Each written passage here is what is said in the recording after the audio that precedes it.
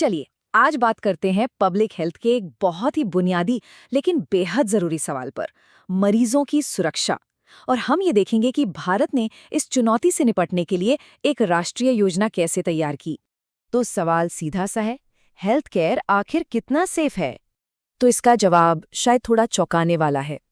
Health care के दौरान किसी मरीज को नुकसान पहुंचने की संभावना 300 में से 1 होती है। ये आंकड़ा सच में सोचने पर मजबूर करता है।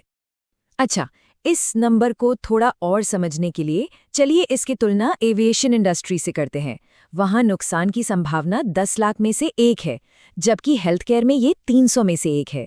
मतलब कहाँ 10 लाख में 1 और कहाँ 300 में 1। ये फर्क बहुत बड़ा है और ये दिखाता है कि प्रॉब्लम कितनी सीरियस है। तो जब हम पेशेंट सेफ्टी या मरीजों की सुरक्षा की बात करते हैं, तो इसका असल मतलब क्या है? डॉक्यूमेंट के हिसाब से इसका मतलब है हेल्थ केयर से जुड़े ऐसे नुकसान जिन्हें टाला जा सकता है, उन्हें कम से कम एक एक्सेप्टेबल लेवल तक लाना। ये एक बहुत ही साफ और जरूरी परिभाषा है। तो आज हम इस पूरे मामले को 5 हिस्सों में समझेंगे। हम शुरुआत करेंगे एक ग्लोबल क्राइसिस से, फिर भारत के बिखरे हुए अप्रोच को देखेंगे, इसके बाद एक यूनिफाइड सॉल्यूशन, फिर इस फ्रेमवर्क के कोर प्रिंसिपल्स और आखिर में हम सबकी जिम्मेदारी पर बात करेंगे। तो चलिए सबसे पहले हिस्से से शुरू करते हैं, एक छिपा हुआ वैश्विक संकट। ये समझना बहुत जरूरी है कि मरीजों को जो नुकसान पहुंचता है वो सिर्फ किसी एक देश की कहानी नहीं है, ये एक ग्लोबल प्रॉब्लम है। यहाँ ये ग्लोबल फर्क साफ साफ दिखता है। देखिए, डेवलप्ड देशों में हर 100 मरीजों में से करीब 7 को हॉस्पिटल में कोई इन्फेक्शन हो जाता है। वहीं डेवलपिंग देशों में ये आंकड़ा 10 तक पहुंच जाता है। मतलब प्रॉब्लम तो दुनिया भर में है, बस कहीं कम तो कहीं ज्यादा। तो अब आते हैं भारत की स्थिति पर। और यहाँ की चुनौती ये नहीं थी कि कोशिशें नहीं हो रही थी। नहीं, कोशिशें तो बहुत थी, पर वो सब बिखरी हुई थी। देखिए, भारत में मरीजों की सुरक्षा के लिए पहले से ही कई अच्छे प्रोग्राम्स चल रहे थे। स्वच्छ भारत अभियान, कायाकल्प hospital awards, national quality assurance standards, ये सब अपनी अपनी जगह बहुत जरूरी थे।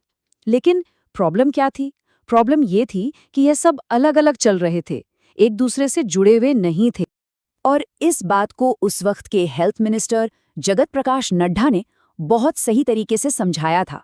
उन्होंने कहा, भारत में मरीजों की सुरक्षा के लिए बहुत कुछ किया जा रहा है, लेकिन एक बिखरे हुए अंदाज में। जो स्ट्रैटेजी और इंटरवेंशन है वो साइलोज में काम कर रहे हैं। अब ये साइलोज में काम करने का मतलब क्या है? इसका सीधा सा मतलब है कि अलग अलग डिपार्टमेंट या प्रोग्राम्स एक दूसरे से बात किए बिना अपनी अपनी धुन में काम कर रहे थे, और असली जड़ यही थी। तो इस बिखराव और साइलोज वाली प्रॉब्लम का हल क्या निकला? जवाब था national patient safety implementation framework. और ये रहा वो डॉक्यूमेंट जो इस पूरी कहानी का हीरो है। 2018 से 2025 के लिए एक यूनिफाइड नेशनल फ्रेमवर्क, जिसे इन सभी अलग अलग कोशिशों को एक साथ जोड़ने के लिए ही डिजाइन किया गया था। तो इस फ्रेमवर्क का मकसद क्या था? बहुत सीधा और साफ, कि हेल्थ केयर के हर लेवल पर मरीजों की सेफ्टी को बेहतर बनाया जाए और बिखरी हुई सारी चीजों को एक छतरी के नीचे लाया जाए। ये बिखराव से एकीकरण की तरफ एक बहुत बड़ा कदम था। चलिए अब इस फ्रेमवर्क के दिल में उतरते हैं, इसके कोर प्रिंसिपल्स को समझते हैं, क्योंकि ये सिर्फ कुछ नियम कानून नहीं थे, ये मेडिकल गलतियों को देखने का एक बिल्कुल नया नजरिया था। और ये वाकई में एक बहुत बड़ा शिफ्ट था। देखिए, पुराना तरीका था पर्सनल अप्रोच, मतलब अगर कोई गलती हो गई तो बस किसी एक इंसान को पकड़ो और सारा दोष उस पर डाल दो। लेकिन जो नया सिस्टम्स अप्रोच है वो इस पूरी सोच को ही पलट देता है। ये किसी एक इंसान पर फोकस करने के बजाय पूरे प्रोसेस को ठीक करने पर जोर देता है, ताकि वो गलती दोबारा हो ही ना सके। और ये कोट इस बात को और भी मजबूती देता है। जब तक हम इंसानों पर दोष मढ़ने पर फोकस करते रहेंगे, तब तक सिस्टम में सुधार नहीं लाया जा सकता। ये एक बहुत पावरफुल मैसेज है। ये कहता है कि हमें ब्लेम गेम से आगे बढ़कर कल्चर को बदलना होगा। और यही बात हमें हमारे आखिरी हिस्से पर ले आती है। ये हम सबकी जिम्मेदारी है। ये सिर्फ कुछ रूल्स की किताब नहीं, बल्कि सेफ्टी का एक नया कल्चर बनाने की अपील है।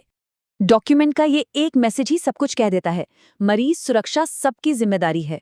मतलब ये सिर्फ डॉक्टर्स या नर्सेस का काम नहीं है, ये administrators, policy makers, health workers और यहाँ तक के मरीजों और उनके परिवारों की भी जिम्मेदारी है। तो हम इस सवाल के साथ अपनी बात खत्म करते हैं। अगर किसी पर दोष मढ़ना जवाब नहीं है, तो फिर जवाब क्या है? और यही सवाल हमें सिस्टम में बदलाव लाने, गलतियों से सीखने का कल्चर बनाने और एक साझा जिम्मेदारी लेने के बारे में सोचने पर मजबूर करता है। और सच कहें तो यही इस पूरे फ्रेमवर्क की आत्मा है।